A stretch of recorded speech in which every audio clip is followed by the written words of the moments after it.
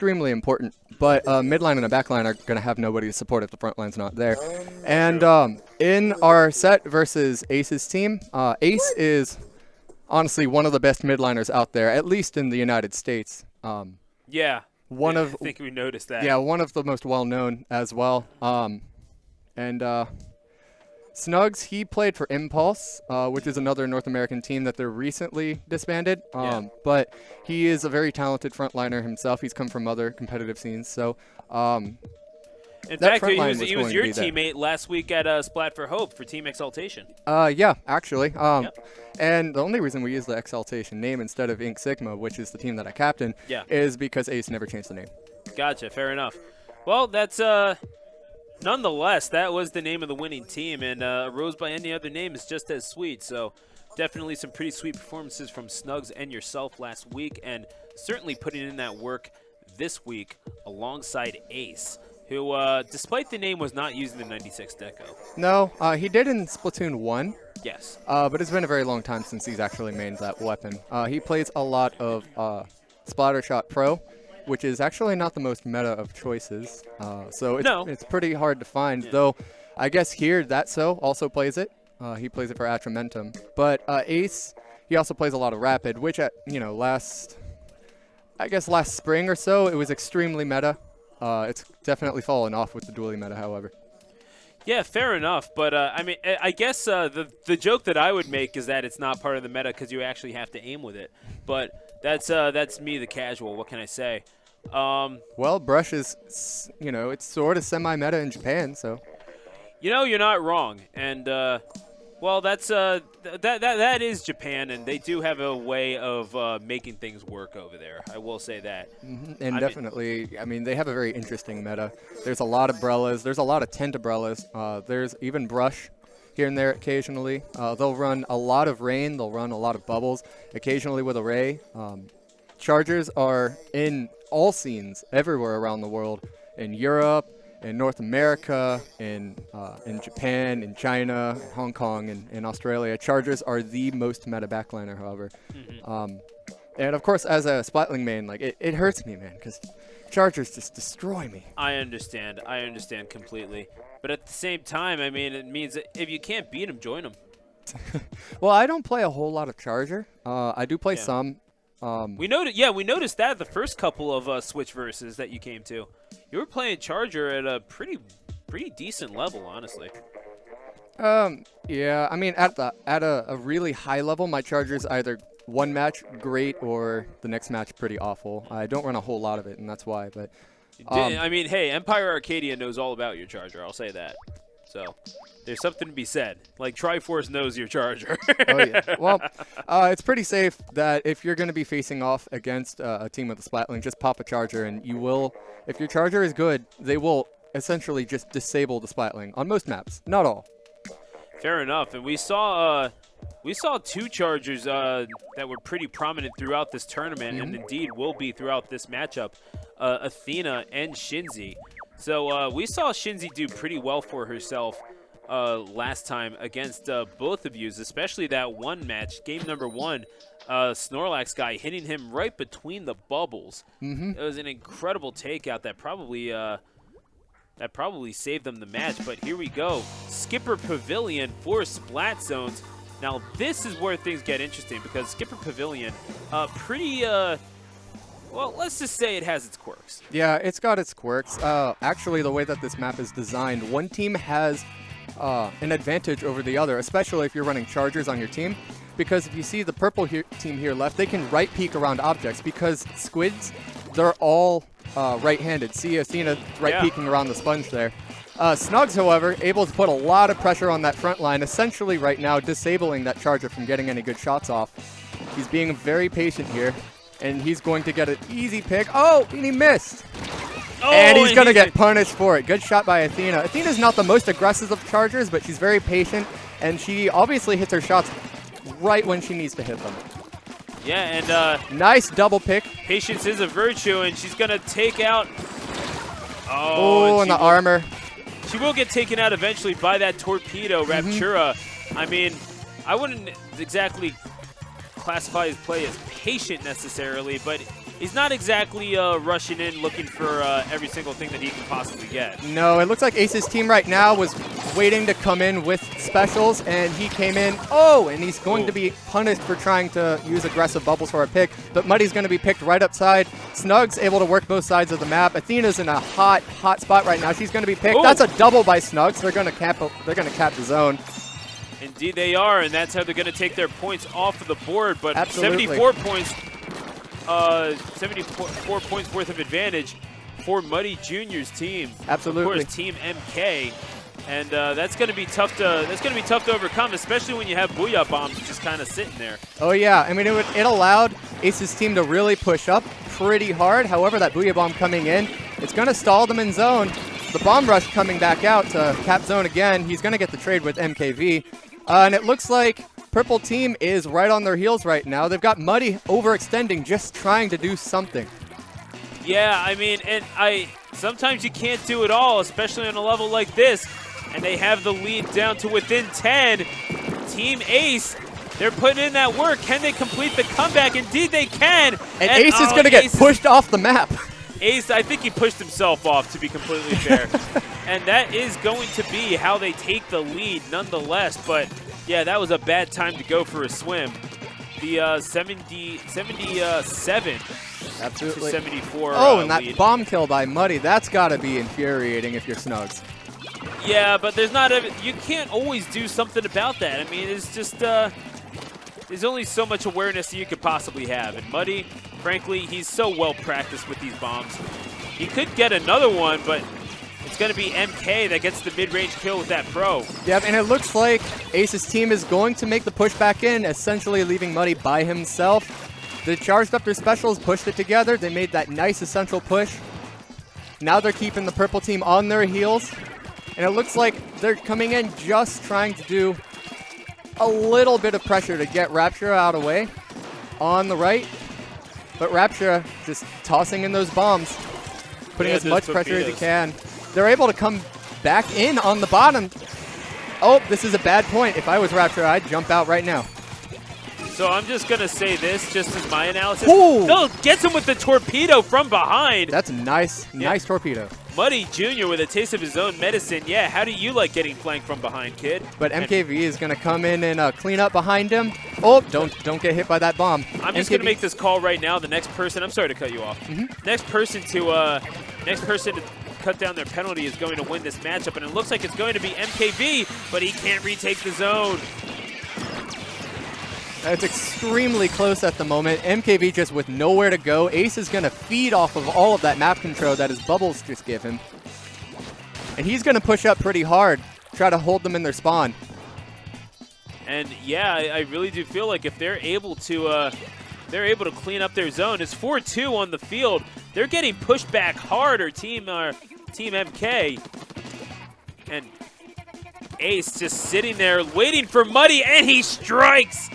MK with that roller, just barreling through the competition. The penalty is gone, down below 19, 15, 14. Muddy Jr. He's one just last got to push. come in, and they're waiting. They're sharking. Oh, they wow. have the map control. This is going to be game. That's the knockout blow, and the dualies proving to be just too much for Muddy to deal with alone, and that is a dominant knockout victory within the final minute for sure. But I mean, there's only so much you can say about what you saw from Team Ace, especially what we saw from Snugs with those 14 kills with those dualies. They just could not get past that front line. Absolutely. And part of it was that, ooh. Yeah, it's a little loud. Yeah. Part of it was that Ace, in my ear all day. as a frontliner, like he normally plays defense for Clan Blitz. Oh, we can hear them. Okay. Yeah, this is true. Going for Clan Blitz. Just like push the. And as we get set to see what stage is going to be played. Once again, thank you for joining us here at twitch.tv/bros_calamity. You saw the social media stuff, but hey, if you want to be notified of when we go live with our Smash events, sometimes we do Splatoon, sometimes we do a little bit of, some fun stuff. We'll have Deli come in here, play Mario Party with some of the crew. If whatever the case may be, if you want to follow along, hit that follow button like it owes you some money and ring that bell. That's when you'll be notified of every single time Bros Calamity goes live, so you can catch all the action live from Splatboro, Pennsylvania. Absolutely. So we're able to actually pick up the teams and their communication with each other. Are the viewers able to hear that as well? I don't know about that, quite frankly. I know that I am. That's all I can really. That's all I can really say. And if you could hear, definitely let us know. But Muddy Jr. and Ace, they seem to be ready to go. I can only imagine it's some variant of a Splattershot Jr. that Muddy Jr. is going to be breaking out. Absolutely. Though he will bring a range blaster from time to time when his team really needs a lot of offensive pushing power. And I would not be surprised if he brings it out this time, especially with the way things went in that last match. His paint control was just not enough. At the end there, he was forced to rush in, and, you know, against map control, you're just not going to be able to do anything without actual pushing from your team in general. Your armor's going to only do so much. Omega, we wish you could be here too, my guy, but you're definitely always welcome. Hey, if you're not doing anything, afterwards, you can join me on my stream. Just saying, you know, why not? It's good. It's a cool thing to do. It's what all the cool kids are doing. But either way, going out for Clan Blitz on Kelp Dome. Now, I always had trouble negotiating this map. I, for whatever reason, am no good at Kelp Dome. No matter how much I practice, I cannot figure out a way to consistently get around and deal with oppositions. There's just it feels so wide and yet so cramped. You know what I mean? Kelp Dome, it's a fantastic map for Splatlings. Overchargers, actually. It's one of the few where sometimes you'll see Splatlings run more than a charger. The way that Kelp Dome is designed, it's actually essentially 3 maps stuck together. So the top left here and the middle section and the bottom right section are essentially 3 different sections that you will, as a team, have to learn to control together. And so it takes a whole team effort to essentially control the whole map and work up pushing power. You'll push into different parts of the map effectively. Clan Blitz, however, you don't need to control all parts of the map at one time. However, with one team running a brush, it's going to be essential that NC's team right here actually has map control. And he was the only one that didn't die at the beginning there. It looks like Ace's team is just putting up an awful lot of offensive power to start off this match. Yeah, MC breaking out his inner Jackson Pollock for that ink brush Neville, excuse me, along with the Jet Squelcher. Every time I do that, Moosh laughs, and it's amazing. Just without fail. Along with the Ford Splattershot Pro and the blaster. Double. Oh, the Shinzi. And as you mentioned, a very revered sniper here, I guess you could say now, breaking out the Nautilus for this map. As you mentioned, Astro, good call. Yeah, but MC also absolutely coming in for the cleanup there on that pick.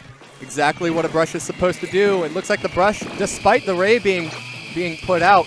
Oh, this might be it. No. Muddy's able to tag him with the range blaster. Exactly what we thought we might see from him. That extra offensive power. Ooh, and a direct. Muddy's essentially just stopped their push right here. No, the range blaster of Muddy Jr. is something to be feared.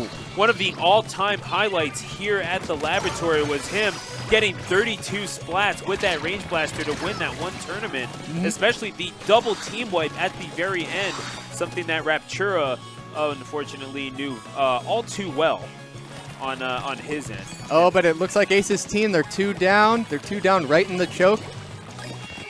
MKV's controlling the other choke. He's able to pick off Snugs. This might be the beginning of something big if they can get together a push. They've got the bubbles to get him through this last choke. They're going to make a throw in, and they're able to get it. Let's see how well they can capitalize. Those bubbles popping early, that wasn't actually pretty good. That's going to stall the team. The Ray's just going to come in and clean them right back up. MC right there just waiting. He's able to charge another clan, but he's got to get back. And now there's a lot of blue ink near that base, and indeed all around the map. But the scoreboard tells a different story. It would be a 26-0 victory if the game were to end right now. But then again, Astro, if the game were to end right now, I would be very surprised. Well, absolutely. I mean, no team has had incredible pushing power, even with the near wipe at the beginning. Oh, and that's a direct by Muddy. He's just sitting there waiting. He's going to be extremely hard to deal with. He's going to overextend, however, into a 3v1. Ace is going to pick him off easily. He's going to save his team's clan. So he's going to sit there and wait. He's probably calling his teammate over. He's juggling him. Ace. And here comes Shins. Oh, he's going to get it in. An absolute circus act from Ace. beautiful, just ingenious play. Absolutely. I kind of wish I thought of that at one point before, honestly. Oh, clam juggling is great. They're gonna See, put he's in more jumping clams. in. He's jumping in from mid. There's actually a spot on top mid where you can jump to it with enough swim speed where you can actually toss clams into the basket without the opposing team getting to you. Oh, no way. Yes way. On this map, it's actually a pretty cool little trick that you can pull off. Well, that would have been nice to know before, but either way. Raptura going to jump out of the way, but right back into danger here. It looks like he jumped to the wrong person. He got out. He's jumping again, though, waiting until he's healed, letting himself heal in midair. Little tricks like that may have just saved their clam. Here comes out the Ray. They're waiting for some picks. Those picks are going to come. Shinzi's not pushing in, however. They have a person there flanking. They took care of the Ray. Ooh. Here's the jump in. Gonna jump it. Oh, that was got it. That was a Great Zach baller. Levine level dunk right there. Shout outs to Zach Levine. And yeah, that's how they're going to take the lead. Raptura just trying to follow through and come in, but he's getting pushed back hard. Yep, they've got to jump to the right side. Looks like MKV's team right here is actually going to get their clams together. Ooh, overextended MC right there. The bubbles are going to kind of come in, and they're going to clean up, but it looks like Ace is able to get the double to stop the push from happening in its tracks. And it looks like Muddy's team wipe as well. Absolutely. Muddy's team has got to take time to respawn. They got to form up a brand new push. They are able to get a pick on Raptura overextending. They're able to stop their clams. They essentially just got rid of one of the blue team's clams. Ooh! Oh! Now that was brutal. Absolutely. Muddy is going to try to push in solo. He's going to be stopped, but his teammates are going to come up. Let's see if it's enough. And they're able to get a double. They do. They take the lead. That's going to be lead. And they will be wiped for their troubles, but I think they will take it. Absolutely. Yeah, the Booyahs coming in heavy from Team Yellow. Ace's team They do very have one close to more chance. special. They've got specials. They've got clams. They're waiting. Muddy waiting there with the directs. But Shinzi raining havoc from above with the splatling. Yeah, they're just going to run out of time. That's going to do it. And you know what? Sometimes you just run out of time. That's how it is. That's the nature of the game. And Team MK, wow. A 1-to-1 set drawing victory. And MK with the splats, 15 splats in all. The 17, though, being led. Yeah, they're laughing so hard in our ears. That was a little crazy, but obviously 17 splats leading It's not like they were doing. It's not like they were doing poorly. All throughout that matchup, it was back and forth, but no one really able to assert their dominance. It really just came down to the fact that that was incredible. Only 5 minutes. Yeah. Ooh. Man, you hear them celebrating it right now. They're so proud of themselves. As they should be. Absolutely. I mean, it's pretty clear by the stats on paper, Ace's team was putting up a lot more killing power, and they were a little more coordinated, but it looks like MKV's team was able to get that big push right at the end, right when it counted, and it really just put Ace's team in such a situation where they just didn't have time to make a push back on them. And that was a pretty decisive game. Oftentimes in Clam Blitz and Rainmaker, even on paper, the team that isn't doing as well, if they're just able to put together that better push, they're able to either get the KO or a large push right at the right time. And Rainmaker and Clam Blitz especially, you'll often see a lot of underdog wins for that reason. Yeah, and you, I think you mentioned before as well, I mean, the Clam, what in the world was that, the juggling that we saw from Ace? I mean, that alone I feel like is worth a point on the scoreboard, but unfortunately we're not at liberty to give that out. Yeah, but unfortunately, that is how it ends in a victory. Sometimes an individual effort like that just is not enough, and MK with the 1-to-1 set draw right now.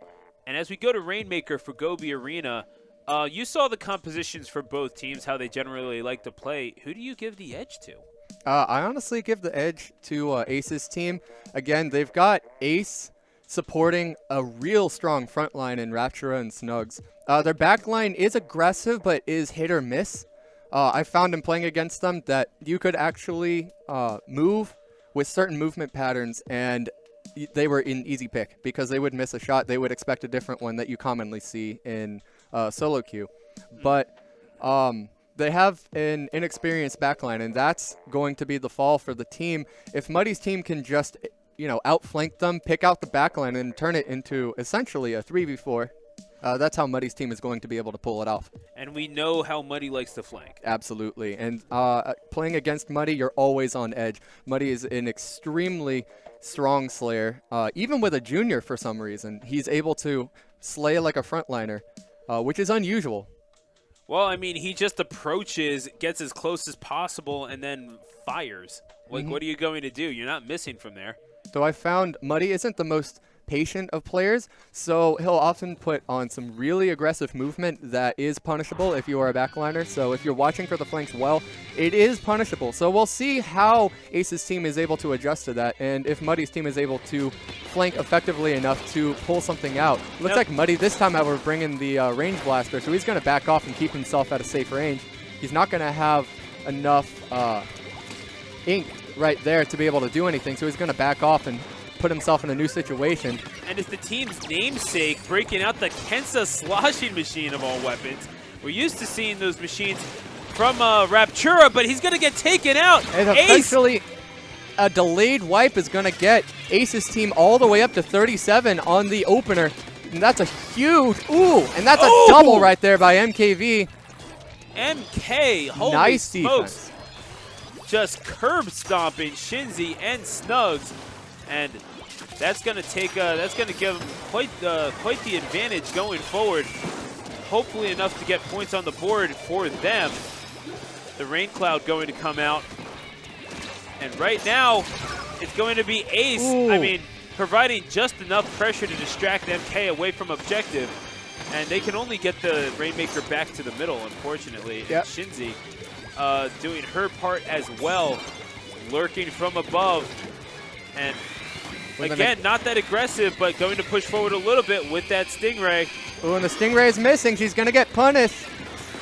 Her teammate's able to back her up, but that Inkjet, she's going to miss the flick on it, and she's going to get punished extremely hard. That would have been a time to back off. A backliner versus backliner fight right there. She's going to lose.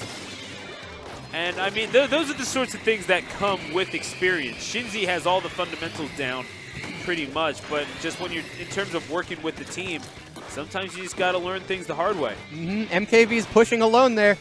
Ace is going to be able to punish. MKV is weak, and it looks like he's going to be stopped just short of a lead. Snugs is able to come in right below him. They got it down to 50. Get the punish on the flank right behind their push. And Snugs, I mean, helping to stop that push, but they do get 52 points on the board. Do Team Ace. Now MK, well, he gets tagged there. Could he get a triple here? He does. And he does on Athena. Snugs is a frontliner to watch out for. He is essentially right now in the scene a prospect player because he's been very good in other competitive scenes. A lot of teams right now have been watching him and looking out for him. He is one of the best new players in the Splatoon competitive scene, and you see it right there. He's able to pop off. Athena right there. In the face, Athena. Holy smokes, godlike precision on the snipe. And that is how that particular push stops. And now trying to clear a path for MC, but unsuccessfully gets stopped even before making the fence. Yeah, the thing about Ray is it's not an initiating special for a push. It's really a support special. So unless you're dead accurate with your Rays and can really knock people out of position, your Ray is going to need to be smartly popped. Ooh, Snugs is going to get one, and his teammate's going to clean up for the double. It's 2 down. He's got an Inkjet for a push. He's essentially knocking them back. However, he could get sniped if he's not careful right here. Yeah, he was inkjetting like he was afraid there. And then and I don't blame him, although he does take out Muddy, who overextends. And really, they're just not able to get into their territory at all. Our Team MK. No, it looks like Ace's team is just doing the better job at the moment. However, it is Rainmaker, and Muddy's team could put together that extremely strong push right at the right time. Muddy is able to pick off the front line right there. an inopportune time to fire an inkjet. It looks like he's going to pop it a little bit prematurely for a push, and that's going to leave them without an inkjet for their push right here. That's not what you want to be doing.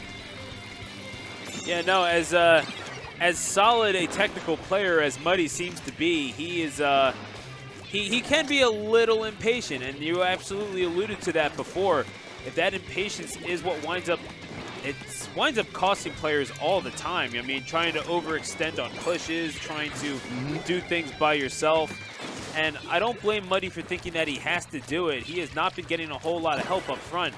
But at the same time, you kind of have to rely on your teammates, especially at high-level competitive play. Absolutely. And that's why a backliner is so important. Not as important as a front line, because the thing that a competitive team is going to have in terms of a team comp, they're going to have a backliner, they'll have a midliner and 2 frontliners, or sometimes you'll see variants. You'll see 1 frontliner, 2 midliners, or 3 frontliners, no midliners. But the way that the different roles interact is extremely important, because a backliner essentially needs that front line to be able to push up and put pressure on the field, but the front line needs to be able to push up, and the back line allows them to do that. And the midline essentially fills in, paints, plays cleanup, and plays a smaller supporter role for the front line, and helps protect the backliner, because the backliner is going to be an extremely vulnerable position on the team. And we need, as a competitive team, the backliner to die the least. The backliner has to create jumps in so the front line can keep pushing and putting pressure on the field. Yeah, and the backliners were pretty much well taken care of last match. Absolutely. Shinzi with only 7 splats and Athena with 5. But that's I think they'll take that, because everyone else on the winning side, Team Ace, had double-digit splats. Snugs with 16, Ace with 15, Raptura with 13. So it's pretty weird to see a sloshing machine on the field and not have it belong to Raptura, at least on a personal note. But at the same time, putting in that work with that Brella, what has changed in his mind, in your opinion, that made him go Brella over his trusted washing machine? Well, the new undercover Brella is an incredible painting weapon. It puts so much paint down on the field as a midliner that your front line can essentially push up freely. And allows the back line to push up even more with so much paint on the field. And it looks like because of the undercover, Ace's team is essentially running a painting comp that allows them to be extremely aggressive. And it hasn't looked like Muddy's really had the answer to that. He's essentially tried outflanking them, but with so much paint on the field, it's extremely hard to flank, and it's easier to watch for flanks. So we'll have to see how Muddy's able to really adapt, and let's see how they change things up. I'd imagine that Muddy's going to pop his junior right back out, because they've been a little short on the paint, and it's really hurting them. This is true. So as we approach tower control, where again you have to ride the tower, it's just as it says. You have to control that tower and ride it to a certain point in that in your zone, where you in your opponent's zone, excuse me, where you can eventually get a knockout victory. As we saw last time, Rainmaker, pretty much the same thing, except you're carrying something yourself. But with tower control, you can't control the speed of the tower. It only moves at a certain pace. So when you're going forward, especially we're used to seeing Athena ride the tower with that charger. Personally, I kind of like it. You might as well go with where there's a certain amount of elevation. But how does that differ, Astro, from just playing the? How does that differ from where you're usually perched up as a sniper, like Athena's strategy of riding the tower? Well, essentially, in tower control, you're going to have to play a little bit less aggressively. So you're going to play a lot of cleanup as a backliner, and you're going to make sure that your rays are there, because if they're not there, then you can't stop the opposing team's pushes. Because the tower moves so slow, a ray on your team, or double ray even, is going to be the most important special to have on the team, because you can stop a push dead in its tracks long enough for the rest of your team to get there and push back on the opposing team. And it looks like both teams do have a ray. That Booyah Bomb pressure on tower is coming out from Ace's team as well. Oh, no, actually, that looks like NKV, actually. Interesting. Just an absolute bevy of splat bombs coming through for Team MK, and the Tri-Slosher is going to be taken out. Tri-Slosher, excuse me. See, that's why you open your mouth when you enunciate. And then So some early points on the board for Team Ace, but that's not going to last for too long. And MK trying to come through. Athena with that charger. And here comes the Ray to stop their push. It's forcing them off the tower. However, that was a very pushed up Ray, and Snugs on the front line was able to punish it very quickly. Some great movement by Snugs, able to clean up on MC, and he's going to take control of their plat. This is going to be the beginning of a very strong push. If he the inkjet, and he will, and he's able to pop his own inkjet, really control the front of the street right there. He's gonna get the double with the inkjet. An incredible move by Snugs to open up the game. That's gonna create a nice opening for Ace's team to get past the first checkpoint. That was from 3-point range too. Holy smokes! Absolutely. On that Steph Curry business. Muddy Jr., well, we know he likes to drive the lane. He goes hard in the paint. I guess you could say ink, but he has an inkjet of his own. So as we are seeing him perched up above, he's going to avoid that torpedo, and Shinzi riding the tower as that charger.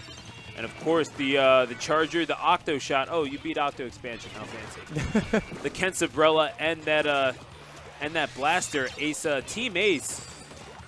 I mean, it's pretty clear what they're going for with this set, but right now just have not been able to. Well, really to Team Ace's, to MK's credit, excuse me. They've been playing some pretty solid defense, even though the scoreboard would show them down right now. Yeah, and it looks like Ace, he's going to come in with the direct right there, which means the charger was already weak. He's going to get the assist with a direct on that second kill, cleaning up as a midliner. He's a little pushed up. It looks like he's waiting right there.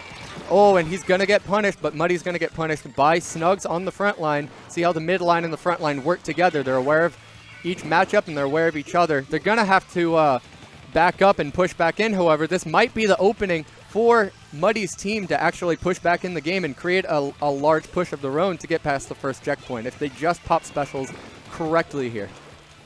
And these are going to be the first points on the board for Team MK if they can, in fact, keep going here. But Snugs certainly has something to say about this.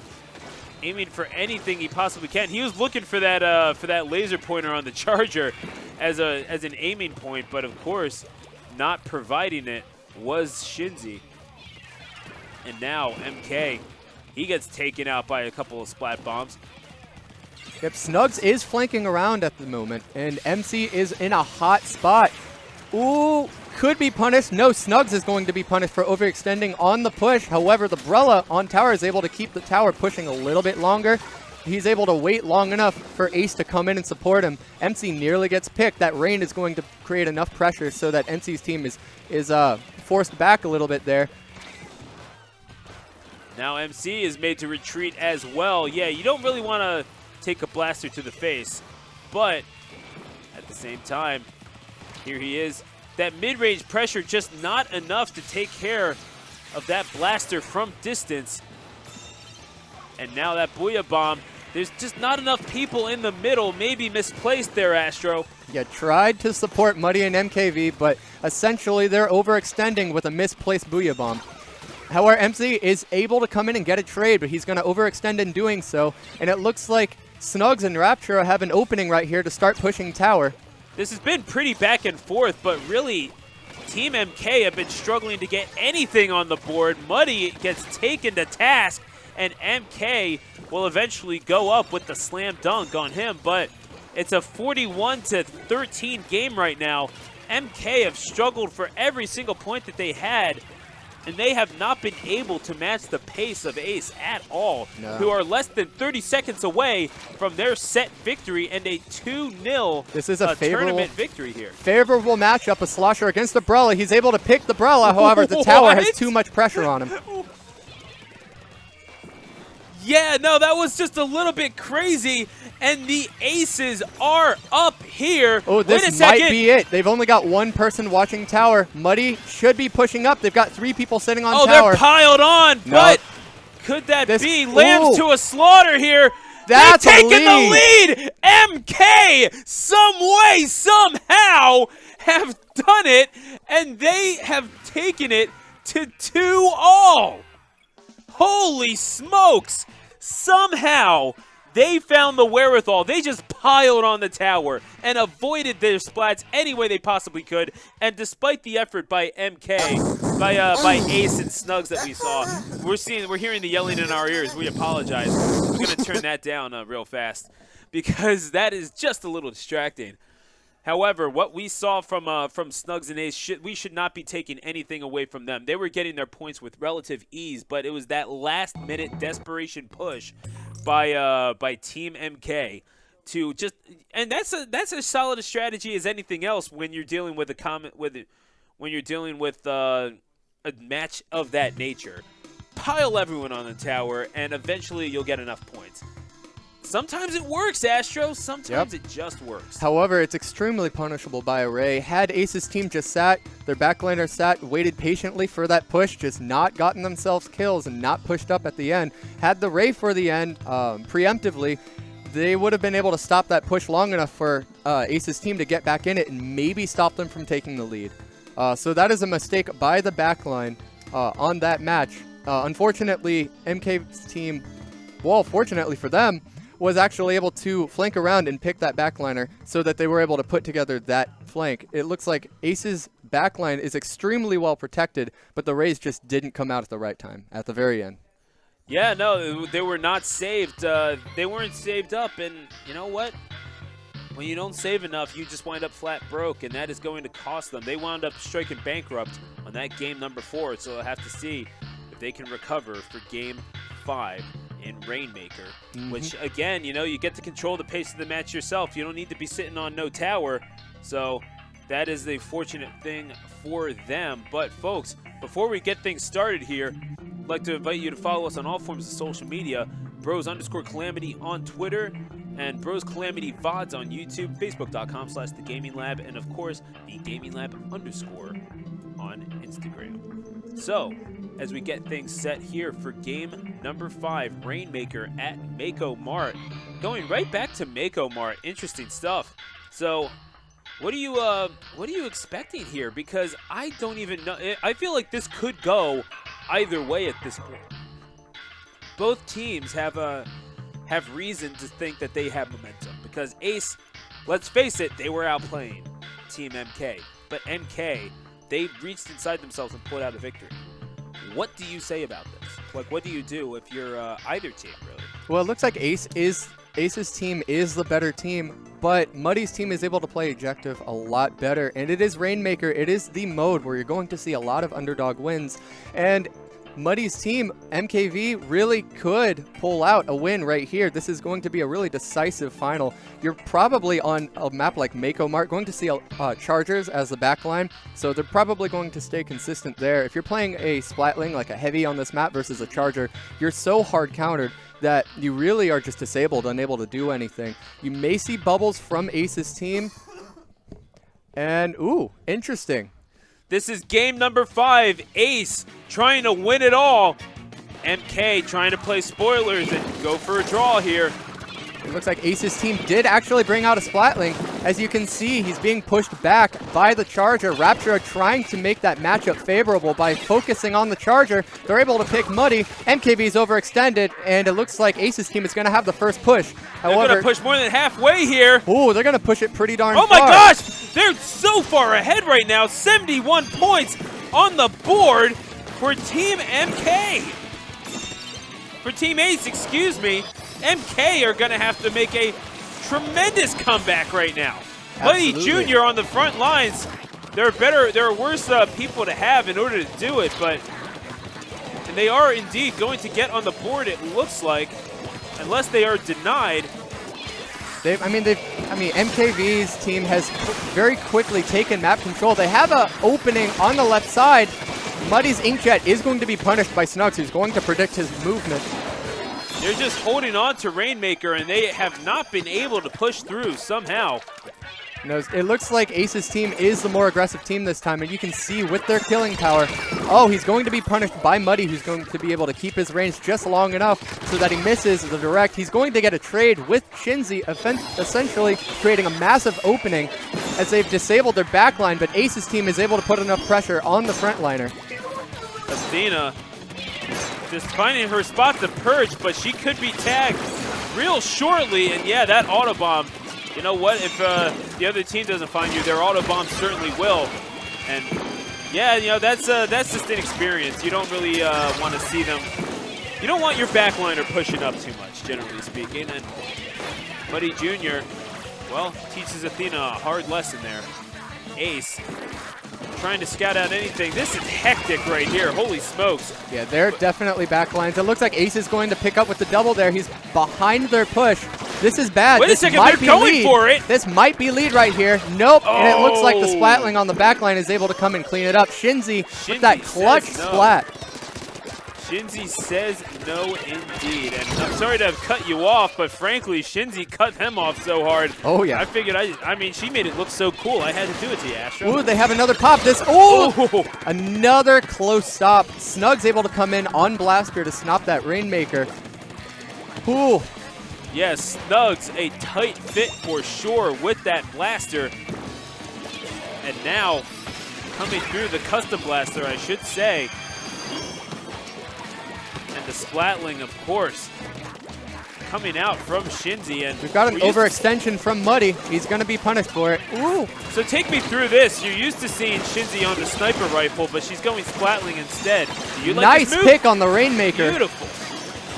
Beautiful on the Inkjet, but do you like that move going to Splatling instead of Charger here? Well, it's a very risky move on this map, like I said, especially against the Charger.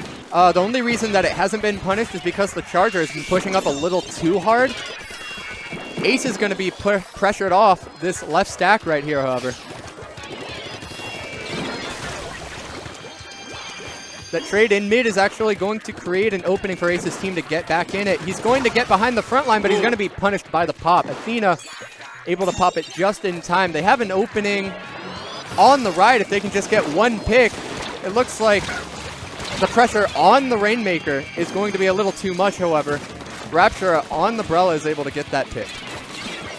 Yeah, that Rainmaker barrier, that's a pretty OP weapon, gotta say. Raptura does have an Ink armor ready, and he's waiting for a teammate to come by and grab it, but he's not. He waits no longer. 1 minute to decide the fate of this tournament. Raptura and his team looking to play spoiler here. That's normally an unfavorable matchup for Brella, but he's able to pull out a win in that 1v1. Undercover Brella is such a great weapon at 1v1s, but if you start getting yourself into a risky situation, you will be toast because somebody can just shoot you from behind. And a reset, I think Team Ace is going to take that at this point because Muddy is going to have to push that initiative even more. He's going to take out the front line. It looks like Ace's team is going to be one down. Unfavorable matchup against the Brella. He's going to get the pick anyway. Oh, he tags Raptura, the Brella. They have the push. The potential is there, but the Stingray coming out. The Stingray coming out just in time. However, it looks like they're able to snub out the Stingray just long enough for Athena to stay alive. Muddy pushing ahead of the Rainmaker. Ace is just waiting patiently for the pick. We're going to go to Athena very quickly. Can he survive? She cannot! And she gets done dirty in the alley, and that is how Team Ace are going to take a 2-0 victory here in this tournament. Team Ace, the Aces for sure, they win in overtime. Man, that was a great match. It was extremely close. It's a great set in general. Ace's team just, with the 21 KA on Ace right there. And he did some work on the front line. He was pretty disruptive. It looks like Ace's team was the better team, and you saw it at the end of the set. But it looked like MKV's team was able to put themselves together for a big push when they finally would organize themselves and organize their specials together. Positioning-wise, they were able to put that push together to really take sets, and they made it close. They almost got it. And take us through the last couple of seconds of that Game 5, because eventually Athena did well to get to take the objective, trying to push it forward, but ultimately too much orange ink in that alley and too far separated from her team. That spells disaster ultimately. And but what was she seeing that what do you think that she saw that maybe just was not there? Well, as Athena had the Rainmaker at the end. Essentially, her team with its counter ray was it was disabled, so that gave Ace's team's ray just free reign to stop their push in its tracks at the end. Essentially, Athena's team really didn't have a chance during that last push unless they really got a quad, because that ray was going to come out and stop them regardless. It would have been better had their midliner actually picked up, like Muddy maybe on the range blaster, or I guess he was playing Junior in that match, wasn't he? Mm-hmm. Yeah, if he'd picked it up and he'd been the one to push, Athena would have been able to pop a counter ray to protect the Rainmaker for that push. However, Ace was an issue. Ace was just waiting patiently because he knew how large his lead was, and he came in. You saw right at the end, he just ambushed him. That's all it took. No, indeed it was, and that is basically how the story is going to look when it's written down, is Ace just overwhelming at times for sure. He never really looked like he was kind of really quietly pushing his influence on the match. He was never creating those highlight reel plays like we're used to seeing Muddy doing, and really his influence was sort of quieting Muddy's influence on that match, really keeping him in check, which is something that we have not seen many people do here at the laboratory. Yeah, it's definitely something that you would expect of a midliner, however, especially one where he actually played that role in SKR. He was a great asset to the team. He was one of the best midliners out there, period, at least in North America, if not the best at the time. And however, he was a midliner. He was still basically playing quietly through that role. He'd get a lot of single picks, maybe a double, and he would help create openings without creating openings in and of itself, because he's not in that frontliner role normally. Usually the ones that you're going to see making flashy plays are going to be the front line, because the front line is actually going to be the ones in those kill situations, and it's up to the midline to really be there to put shots under their feet and over their head and really help them get those kills. But it's definitely going to be the front line that is going to be the playmakers usually in a match. Yeah, and those playmakers were nullified, and it's just like it's like the saying goes: offense wins games, defense wins championships, and ultimately that is how Team Ace won this championship, the Switch versus at the Laboratory 12 Grand Champions. Astro, thank you so much for joining me on commentary. That's going to do it from us here at the Laboratory. Sorry? Well, that's going to do it for this tournament. That's true. Coming up, though, Jay Moosh. Yeah? That's true. That's right. So that's going to do it for the draft tournament. We have 4v4 teams coming up. Yep. So if you want, that's going to do it for this one. But I think we're going to be seeing a lot more of you. Isn't that the case? I'm actually teamed up with Ace. I captain a team called Inc. Sigma, and we're here. We won the last two. We won the last two Switch versus events. One in Maryland and one in Virginia. Yeah. I was at Splat for Hope, yeah. Yeah, so we are on a pretty strong winning streak at the moment. Ace was on the team that actually won the first Xanadu as well. So Ace has actually never lost a tournament in the area. Yeah, that's true, and we'll have to see if the conquest of the Mid-Atlantic continues for Inc. Sigma. There's only one way to find out, folks, and that's to continue right here on twitch.tv/bros_calamity. You're watching Switch versus at the Lab. Don't go anywhere. We'll be right back.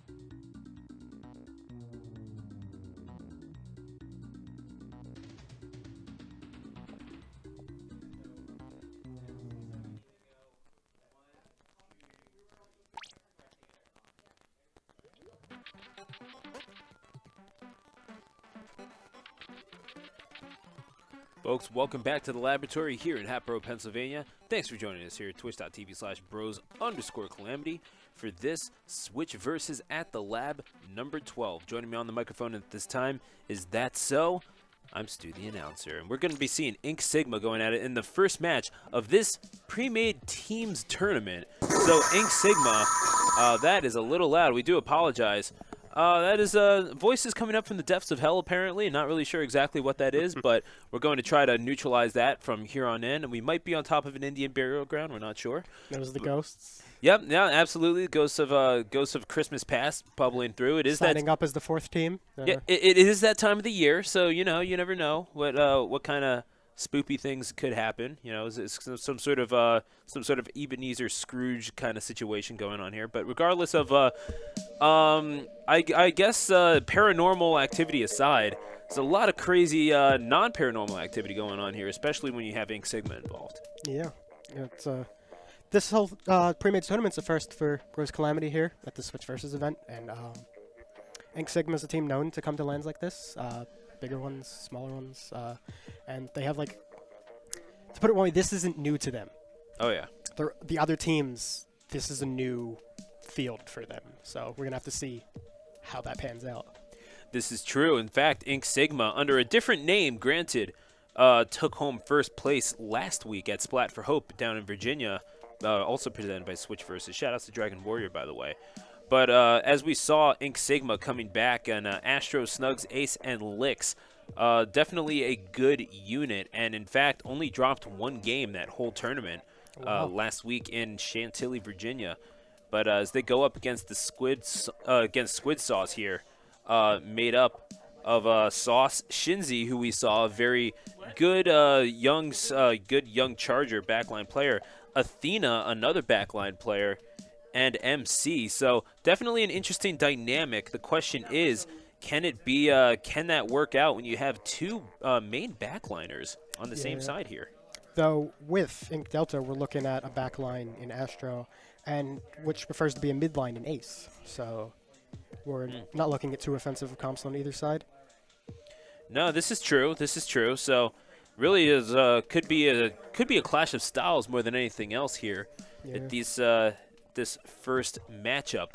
So definitely going to be some attractive gameplay, I would imagine. At least coming from Ink Sigma, I can only imagine Squid Sauce. They're going to have to, I mean, I wouldn't say underhanded tactics, and I wouldn't expect that from, especially not from Sauce.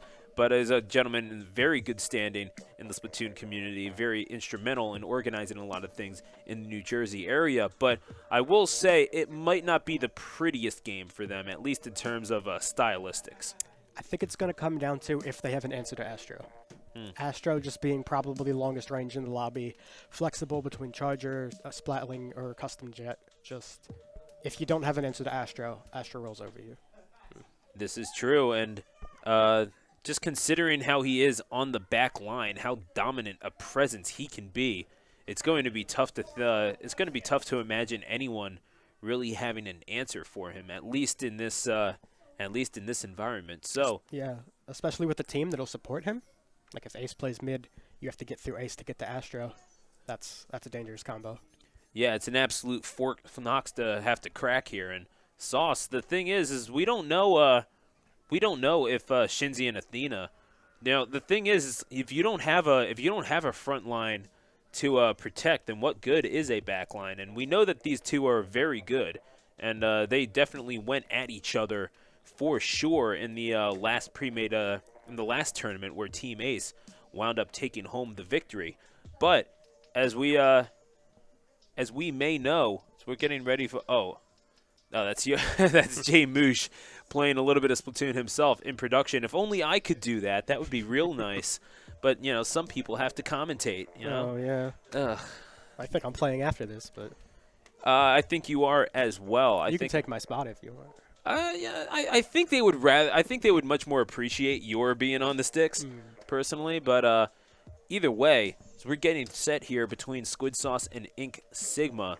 30 seconds to go. One more reminder. Hey, follow us on social media if you have not already. Bros_Calamity on Twitter. We've got Instagram, the Gaming Lab _, and facebook.com/thegaminglab. And of course, you can see the highlights from this tournament and tournaments past on youtube.com/bros Calamity VoDs. But that's then. This is now. It's time to make it rain in Gobi Arena. We're seeing this for the second time today, but of course the first time as this in this tournament, as this is the kickoff. Welcome to Splatboro. One thing to note is Sauce told me Gobi Arena is very new to him for Rainmaker. He didn't know the path in our set, so if he grabs, Squid Sauce could be in a bad place just right out the gate.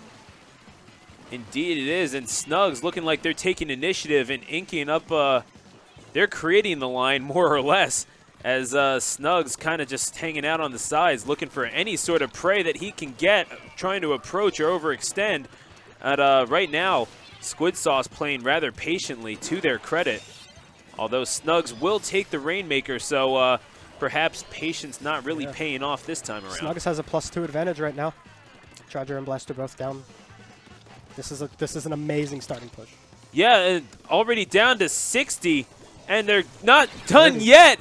72 points on the board for Ink Sigma and Team Sauce, Squid Sauce, I guess I should say. They're going to have some answers to come up with here, but that's a good start, taking out Ace. But Astro, he's pushed himself up. It's well defended.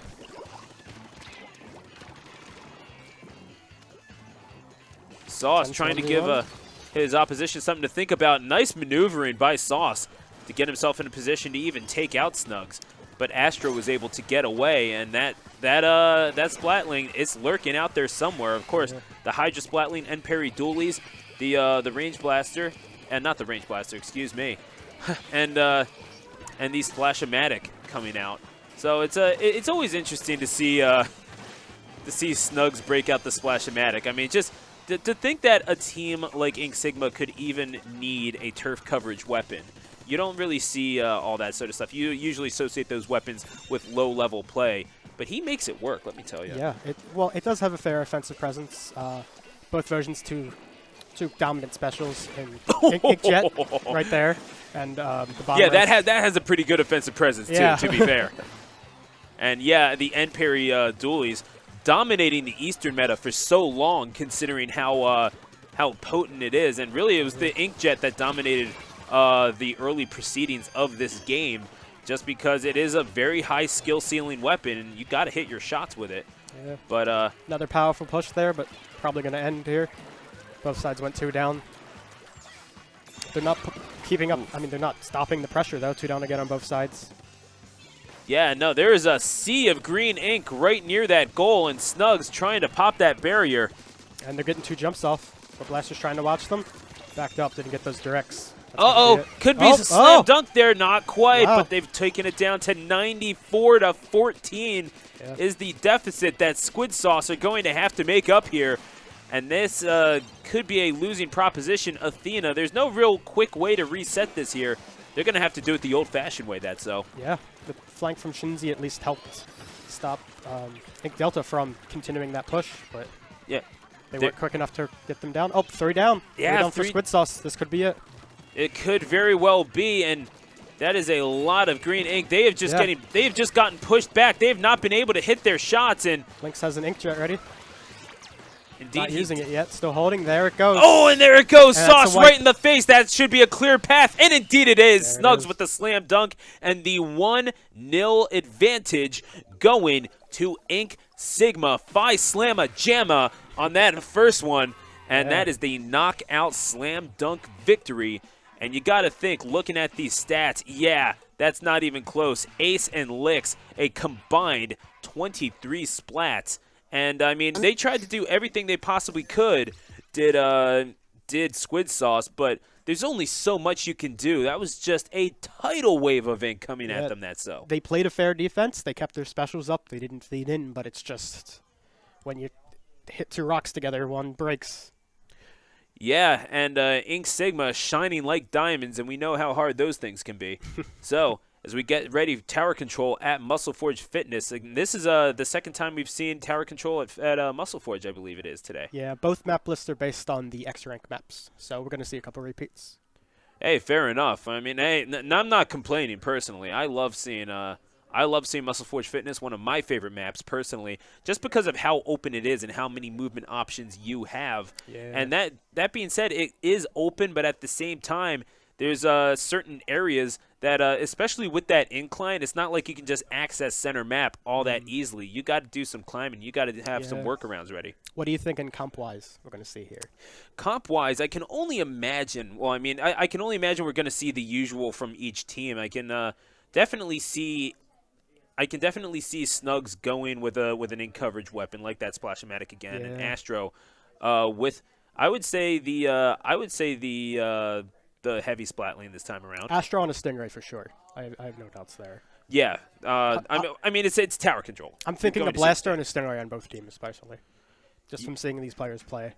They both have those in the pocket. You will see one charger on Squid Sauce, at least. Likely, yeah. It's just a question of it's going to be Athena or Shinzi, and I would think Shinzi is going to hold it, but we will. There's only one way to know for sure. Either way, time to ride the tower through Muscle Forge Fitness, and we are good to go. Astro breaking at the Jet Squelcher, and we are seeing at least one blaster, and well, only one blaster, and that's going to do it. But the Fire Fin Charger is indeed going to be broken out by Squid Sauce, and two of the Kensa weapons on their side as well. The Roller and the Splattershot Pro, to be specific, a weapon that you're very familiar with, Dadso. Yeah, there's a lot of painting power on the side of Squid Sauce right now. 2 Booyah Bombs, Bomb Rush, and Rain Cloud. That's once they charge those. Oh, but the team wipe and ace. The ace in the hole for sure with that Kensa Splattershot Pro. And he's joined by 2 End Parry Dualies and the custom Jet Squelcher of Astro, who's not even, I mean, we did see him play a little bit of Jet Squelcher during the draft tournament, so it's not like, they're not all from Philly. In fact, I believe most of Ink Sigma is from Maryland. And they're I guess you could say kind of like, what was that, Hideyoshi with the Northern Conquest? Trying to break out my Japanese history, yeah. I'm going to say Hideyoshi, but either way. 19, 18, 17, count it down with us, folks. Yep. This could be an absolute steam train with the label Sigma rolling through to a knockout victory, and off the rails goes Squid Sauce. For they have something to think about here. That time. Yeah, I can tell you before the last game, they must have started out and said, "What do we do about the Charger?" Astro said, "I got this," because that is his answer to Chargers right there. Yeah, that Jet Squelcher, and it did play a part, getting 2 splats, but ultimately combined 14 splats up top, more than enough to take care of their opposition in Squid Sauce on that team, and frankly, just no one with any real pronounced presence on Squid Sauce in that one. Just too many people rolling through, especially on the front lines with those end parries. What they needed was, once they all went down, to wait. Wait so they move back in as 4, not move in 1 at a time, because that just leads to a cycle. Yeah. Can't push back in like that. No, absolutely, and that's pretty much Splatoon essentials, and it's just shocking to see them forget something like that. So as we go to Walleye Warehouse for Splat Zones, I wouldn't be surprised to see another Stingray getting broken out here just because of how narrow a map it is, Dadso. It's very likely. I know Astro likes it on Splat Zones for when the team's down. It's just a good way to disturb the other team to push back in. We might also see the Fire Fin on the other team. Bomb Rush just so prominent on this. Maybe even the Splash Deco again. Also Bomb Rush weapon. Would not be shocked. Then again, I could definitely see the Kensa Splattershot Pro being broken out one more time, if only just because that Booyah Bomb. It's the closest thing that you're going to get to an Ink Strike in this game. So you might as well use that and clear out the club a little bit. I could definitely see Squid Sauce breaking that out, if nothing else, then as a desperation maneuver, just because if they're getting dominated like that. Perhaps, it gives you at least something with which to work inside the zone and maybe get yourself a splat or 2. They also had a Kensa Dynamo, one of the best pinning weapons in the game right now. Also Booyah Bomb could stick to that. This is very true, and really only time will tell, but folks, what I can tell you right now is our good friends over at, well, your team is warming up right now. Yeah. Who do you have next? Do you know? I'm not sure, actually. I believe we'll play loser of this first, because that was how the last tournament went. But Gotcha. So you will be playing one of either Ink Sigma or Squid Sauce. Of course, Squid Sauce, they're going to have to pull the reverse 3-0 if they want that to be the case. MC, again, the Kansas Splattershot Pro. yeah, You can follow me on Twitter at StuTheAnnouncer for more incredible predictions, I guess. And the Jet Squelcher, the Firefin Charger, as you mentioned, and the that Undercover Brella getting broken out for Squid Sauce. But again, the dualies, this time 2 end parries are being, one of those sets are being traded for the Kensas, as well as that Ford Splattershot Pro. Are you sure that's not you out there? Yeah. And the Heavy Splatling. You can only assume that's Astro. And the double by Snugs. That is a tight fit for sure. Yeah. Yo, bartender, make it a triple. Holy smokes. Snugs is just going ham on Squid Sauce. Double dipping there. And Snugs on that front line just pestering and pushing that line back up. And they got that counter down to 60. They have no answer to this, that's so. 2 specials ready on the side of Ink Delta, Ink Jet, Baller. Just, this is an uphill battle for Squid Sauce right here. But they got it contested. Sauce about to have a Baller ready himself. Baller popped from the end parries. Oh, but Bubbles in the zone. Sauce retreats. Gets the paint off that he can, and he's surrounded. Yeah, not nearly enough to take control of the zone, though, and that's the knockout victory to secure it. And it's not like they weren't going down without a fight, but frankly, you can't really be fighting. You can't really be fighting a tsunami with a boogie board. They fought to the last minute. Just, yeah, that is going to do it, and they just surf their way to 3 knockout victories. Do Ink Sigma. What's worth keeping in mind is just this is new grounds for Squid Sauce. We're seeing 4 LAN veterans with 4 people who I don't believe have ever been to Switch Versus before. So I believe you're right. No, and it's not like Sauce was doing too terribly for himself. And Sauce, again, a very respected member of the Splatoon community in New Jersey, trying to get people out to events all over the place. He was trying to help organize rides to Long Island Splat as well. So he has hands in all sorts of cookie pots here in the region. But of course, the gents from Maryland doing their part and showing why they are, thus far, the kings of Switch Versus. For now. For now. This is true. You could definitely have something to say about that. Yeah. A team of myself, Muddy, Raptura, and MK. Pretty powerful. That is going to be our main event for sure. And, folks, that is going to be worth the price of admission. Luckily for you, it's for free. So definitely keep it tuned here to twitch.tv/bros_Calamity. Folks, we're going to keep things going here as we get